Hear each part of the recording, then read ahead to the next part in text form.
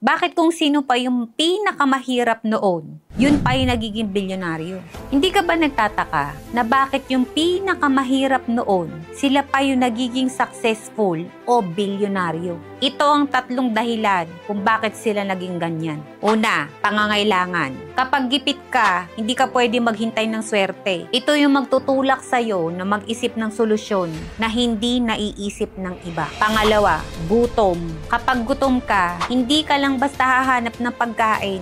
Meron kang matinding gutom sa maginhawang buhay. Yung tipong ayaw mo nang maulit, yung sobrang gutom at hirap na to. Yan ang nagtutulak sa kanila para hindi makontento sa kung ano lang yung kaya nila dati. Deserve din nila na gumaan ang buhay nila. At pangatlo, paghihirap. Maraming natatalo ng bigat ng buhay. Pero yung mga nagtagumpay, hinayaan nila na palakasin sila ng pagsubok. Hindi sila nagpadala sa awa sa sarili. Hindi sila huminto sa pagkatalo. Kada sakit, hirap at pagsubok, ginamit nilang inspirasyon yon hanggang sa maabot nila ang pangarap nilang maging billionaire. No one gets rich by waiting and no one succeeds by giving up. If you have a dream, chase it.